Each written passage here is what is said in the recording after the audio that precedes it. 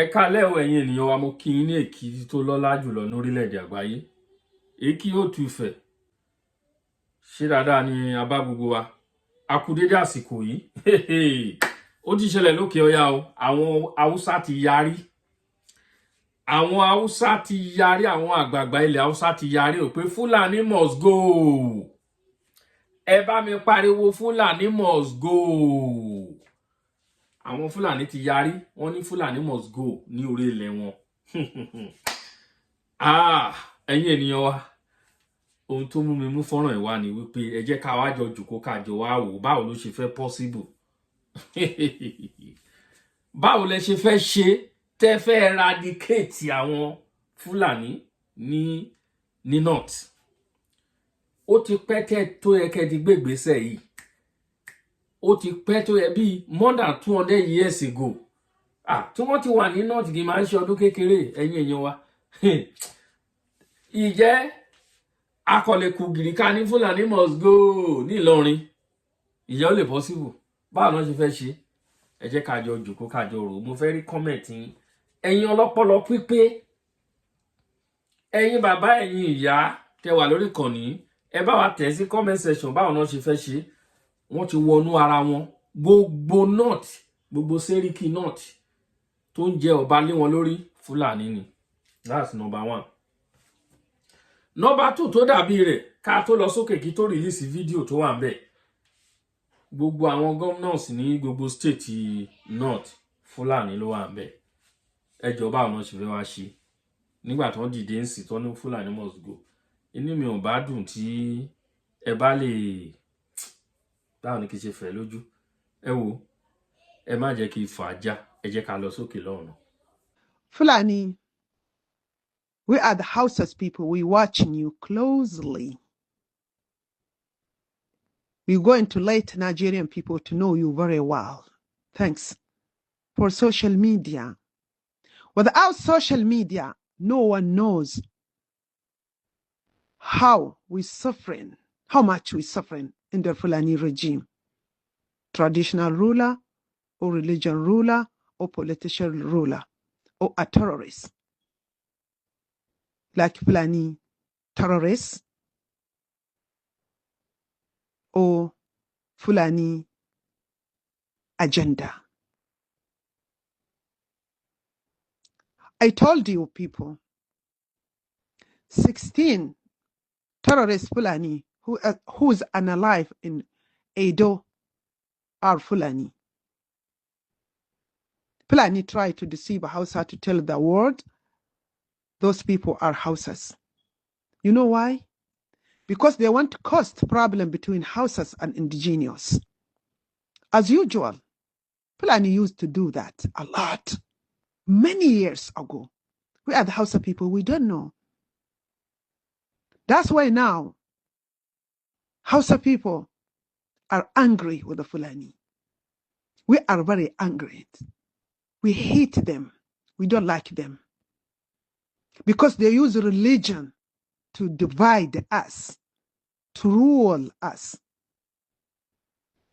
Because we are nice people. We don't lie. We thought they are honest when they say anything. But not anymore, Fulani. Hausa people, look at them. You know this guy. He is a deputy governor of Kano. He went to Ondo for 16 terrorists, Fulani, to look their right. How about our right, Hausa people? How about 7 million Hausas, Fulani unalive them during Bahari regime? Hausas, we have to think about it. Hausa people, we have to think about it. We have to let Fulani to pay for what have they done for us. You see them? They are all Fulani. No one single Hausa man among them. All of them are Fulanis. Next time, Hausas, do not vote for Fulani anymore. Stop praying behind Fulani scholars. Stop respect Fulani traditional ruler. They are all Boko Haram leader. To be frankly with you, let me tell you something, Nigerian. Badar Abu Bakr, Minister of Defense, he is a terrorist. He is a terrorist. Nuhu Ribadu is a terrorist. Balla Matawalle, former Gwamna of Zamfara, is a terrorist. El Rufai, Atiku Abubakar, Rabi Musa Kwankwaso, Sunusi Lamido Sunusi, Sila Lamido, Gumi, Pantami, Abdallah Gadang Aya, Yahaya Jingir, Mansur Sokoto, all of them supporting this terrorist activity which Fulani doing now. To be frankly with you, those people carrying gun around Nigeria, they are not a real terrorist. A real terrorist is Shaitan of Sokoto. If we want peace in this country, we have to catch them. As they catch Balla Badejo, Mietta Allah leader. He's in prison now. But he's a little leader. If we want peace in this country, so we have to catch Shaitan of Sokoto or Sultan of Sokoto. He is a big leader of terrorists in this country. If we want peace in this country, we have to catch Tahir Bauchi, Azazagi, Karibala, Yahya Jingir, Gumi. If we want peace, if we want peace in Nigeria, we have to catch these people. Seriously. All of them are terrorists. They are the leader of Boko Haram. Yes. They are the leader of Boko Haram. Who is Boko Haram? Buba Maro Metesini, who's unalive millions of Hausa people. I was a little girl. Many of them, you don't know about him. Buba Maro Metesini, he is a Fulani man. Sheikh Shagari brought him to Nigeria. He is in Cameroon. More than 2 million houses. Buba Maro Metesini unalive them. He used religion. Hausa people, we have to wake up.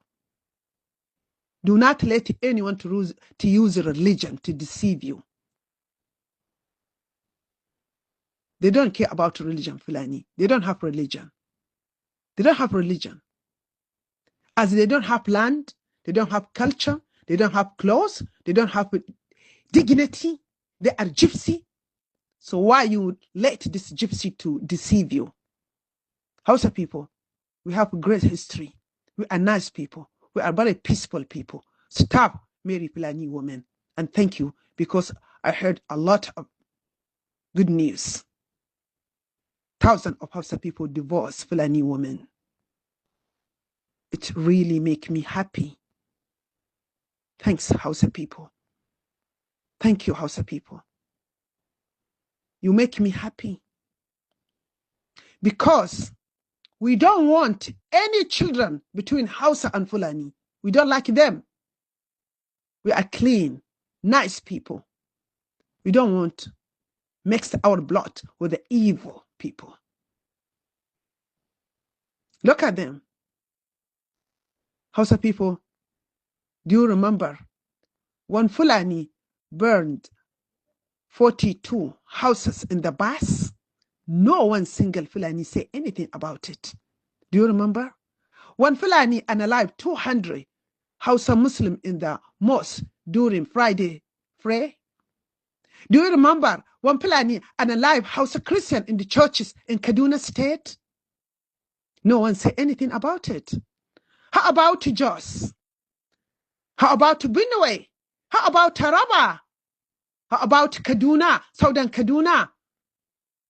Fulani unalive people day and night. No one say anything. So our life have no value? This is a question for Nigerian people. My name, Alumbaji Tami. Ẹ ṣàgbọ́n nǹkan tí wọ́n sọ, ẹ̀yin ènìyàn wa. Inú mi dùn nígbà tí mo rí fọ́nrán yìí. Inú mi dùn pé yes, Sátánì bá wa tepo sí fún wọn. Tó bá fẹ́ para, ẹ máa para yín nìṣó. wàhálà tẹ́ dá sórí ilẹ̀ wa ti tó gẹ́. Ṣùgbọ́n nǹkan tó wá wà ńbẹ̀ tá bá ti wá rò ní gbogbo àwọn ìwòye tèmi wò lórí fọ́nrán yìí, gbogbo àwọn nǹkan tí mo wò tí mo rò lọ́kàn lọ́tùn lósì tí mo pẹ̀lú ọgbọ́n ìmọ̀ pẹ̀lú ìwọ̀nba ọpọlọ ọmọdé tí mo ní, tó bá ń rúgbó lókè lọ, ìjẹ́mọ̀ pé àwọn arábí wọ́n máa sá wá sọ́dọ̀ wa. Ẹ̀yin èèyàn wa, ìjẹ́mọ̀ pé àwọn Fúlàní ti lé gbogbo tífí kúrò ní north, wọ́n ti lé wọn kúrò nílùú wọn. Sáìdì wa ní south west làwọn tífí ni wọ́n wà ń sìn. Àwọn èèyàn wà lórí kànnì tán lè já mi nírọ́. South west làwọn tífí wà ń sìn. Àwọn tífí dẹ̀ ni wọ́n ti burú ju Fúlàní lọ. Ṣùgbọ́n àwa ilẹ̀ Yorùbá ló gbàbọ̀dé jù gbogbo orílẹ̀-èdè tí mo rí láyé. Àwa accommodative jù òun ló kó bá wa débi tá a dé lè ní. Àwọn ogunlémidé Fúlàní, àwọn kí náà ti ń pè wọ́n, tífí, wọ́n sá wá sí south west lọ́wọ́ kan la gbà wọ́n. Ṣé bí wọ́n ṣe ń gbalẹ̀ wálé àwọn Fúlàní, wọ́n take over everywhere. Fúlàní á máa sọ fún ẹ pé it's my fatherland, á máa bá ẹ dùn bẹ́ẹ̀. Yes, ṣé mo ń ṣẹlẹ̀? Ẹgbọ́n kan tó kó ṣẹlẹ̀ ní Ìbàdàn ni, níbi tí Fúlàní ti ṣáyàn pa níjẹta. Ó ń sọ fún ọmọ onílẹ̀, ó ní ilẹ̀ bàbá òun ni, wọ́n á bá ẹ dùnlẹ̀. Ó ṣẹlẹ̀ ní ìlú mi ibi tí mo ti ń sọ̀rọ̀. Àbúrò mi kan ó fẹ́ dáko sí ìlú wa, ó ní Fúlàní wá ń sọ fún òun pé kóun má dáko síbẹ̀ yẹn o. Can you imagine? Ẹ wá máa gba tífí, ẹ máa gbà wọ́n lálejò, wọ́n á kó bá wa. Ṣé ẹni ohun tó fẹ́ ṣẹlẹ̀ ní north, nǹkan tó ń gbélé náà nísì tó ń yan sí ní north tó fẹ́ da gbọ́mi ò tó láàrin wọn, wọ́n máa sá àwọn nínú wọn, àwọn Fúlàní wọ́n máa sá wá sí side ọ̀dọ̀ wa. Àbá àwọn Haúsá tá agbára wọn ò bá ká wọn, ọ̀dọ̀ wa ni wọ́n ń sábọ̀. Ẹ̀yin àgbààgbà ilẹ̀ Yorùbá yẹn tẹ́ ń gbàlejò ẹ̀yin ọba wa, kò sáyé o, kò sáyé o. Ẹ̀yin náà rí nǹkan tó ń ṣẹlẹ̀ bó ṣe jẹ́ nìyẹn. Mo kí gbogbo wa lọ́kànjọ̀kan, mo kí wa lógúnlógún, mo kí wa lọ́gbọ̀nlọ́gbọ̀n, mo kí gbogbo ẹ̀yin olórí wa, bàbá wa olóyè Májàsọ́lá Ìgbòho Òòṣà. Láìpẹ́ láì jìnà bàbá ń bọ̀ nílé. Ó ti kọjá ìfaradà sí wọn lára ń sìn. Bẹ́ẹ̀ ni mo sọ fún yín. Ìjẹ́jẹ́ mọ̀ pé before this week ending, àwọn southwest governors wọ́n ní meeting pẹ̀lú àwọn ọba ní ìlú Ìbàdàn. Mo ti gbọ́, ó ti ta sí mi létí.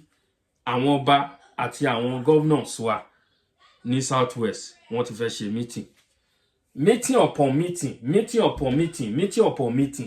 Gbogbo meeting lọ́tún lósì, àárí bí tí meeting já sí, àárí result meeting tí à ń ṣe. Kí wá ní àbọ̀ meeting? Àgbọ̀n kankan o. So at least action òun la need ní ọwọ́ tá wà yìí. We need action. Yes, we need action. Kò sáyé ẹjọ́ rírò. Ẹ jókòó àpérò, ẹ pe olóyè, ẹ bẹ́ẹ̀. Gbogbo ẹ̀yin governors wọ̀nyí, ẹ̀yin ọba lọ́ba, ẹ pe olóyè Ìgbòho, ẹni kó máa bọ̀, má bínú. Àmọ̀pá ẹ mọ̀ pé mò ń tẹnu mọ́. Bí ọ̀rọ̀ yẹn á ṣe end ni mo ń sọ fún yín. Bí ọ̀rọ̀ yẹn bá ṣe end, òun ni mo ń sọ fún yín yẹn. Ẹ pe olóyè Ìgbòho, ẹ bẹ́ẹ̀, ẹni kó má bínú pé ẹ ṣẹ̀. Ibi tọ́rọ̀ ti lè yanjú nìyẹn o. Torí mi ò mọ ìdí tí àwọn ọba wa, àwọn governors wa, wọ́n wá fẹ́ wọ́n wá sọ pé wọ́n pe Tinubu sí, ṣe bí ọmọ yín ni, ẹ pe Tinubu máa bọ̀ nílé, ẹ bá sọ̀rọ̀. Fi olóyè Ìgbòho lẹ̀ kó máa rìn bó ṣe wù, kí ló dé? Ẹ fi sílẹ̀ kó máa rìn bó ṣe wù nínú ìlú náà. Ẹ̀yin ọba, ẹ̀yin gómìnà, ẹ wà lẹ bá Tinubu sọ̀rọ̀, àwa lòun ò gbọ́ sí yín lẹ́nu ni nígbà tí ẹ lọ́wọ́ ń bẹ̀. If not so, it's very small thing láti gbà lọ́wọ́ Tinubu. After all, olóyè Ìgbòho ní problem pẹ̀lú Tinubu, òun pẹ̀lú Buhari ló ní issue. Buhari dẹ̀ ti kó tiẹ̀ lọ. Àbí kí wá ní gbogbo ẹ ń ṣèyàn mọ́lé, ẹ ń ṣèyàn mọ́ta tẹ́ ẹ ṣe wọ̀nyí? Kò yé mi. Torí inú ń bí mi seriously for all this thing. Olóyè Ìgbòho tó yẹ kó ti bá wa lé Fúlàní lọ, ká ti gbàgbé Fúlàní gbogbo southwest lórí ilẹ̀ wa. Wọ́n ń pa wá lójoojúmọ́. Àwọn bàbá wa dákẹ́, wọ́n ń ṣe meeting upon meeting.